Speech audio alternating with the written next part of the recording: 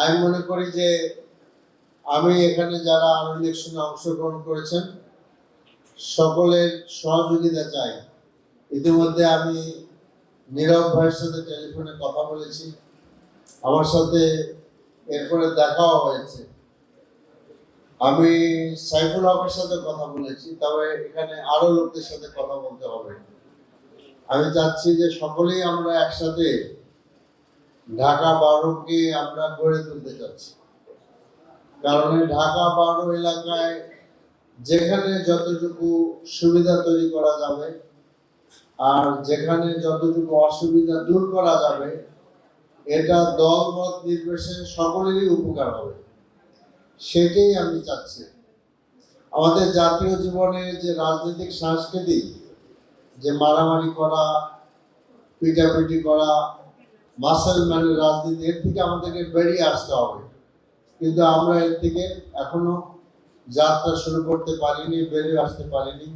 কিন্তু আমরা আশাবাদী হতে চাই যেন এই অবস্থা থেকে আমরা বেরিয়ে আসতে পারি। তো দ্বিতীয় কথা বলতে চাই মাহে রমজান সম্পর্কে, যে মাহে রমজান একটি আমাদের জন্য বিরাট একটি সওগাত, আল্লাহ তাআলার পক্ষ থেকে বিরাট উপহার আমাদের জন্য। অতীতের জাতিগুলা উম্মতরা অনেক বেশি হায়াত পেয়েছিলেন, কিন্তু আমাদের হায়াত কম। গড়ে বোধহয় আমরা এখনো 65 উপরে যাইতে পারিনি, কেউ 70 বা 75, 80 জীবন পাচ্ছেন। কিন্তু আল্লাহ তাআলা যখন রমজানের ঘোষণা আমাদের জন্য দিয়ে দিলেন, তখন আমরা এটা একটা বিশেষ সুবিধা হিসাবে আমরা পেয়ে গেলাম। রমজান মাসের প্রত্যেকটা কাজের অনেক অনেক বেশি আপনার মর্যাদা, প্রতিদান, অর্থাৎ সওয়াব আল্লাহ তাআলা আমাদেরকে দিবেন, ফরজ কাজ, সুন্নত কাজ, সব কাজে। তো কাজেই এই মাসের সুযোগ সকলকে নিতে হবে। রাসূল মুহাম্মদ সাল্লাল্লাহু আলাইহি ওয়াসাল্লাম বলেছেন যে ওই ব্যক্তি দুর্ভাগা যে রমজান পেল কিন্তু গুনাহ মাফ করতে পারলো না। তো কাজে এই মাসটিকে আমাদের গুনাহ মাফের মাস হিসাবে কাজে লাগাইতে হবে। দোজখের আগুন থেকে বাঁচার মাস হিসাবে আমাদেরকে কাজে লাগাইতে হবে।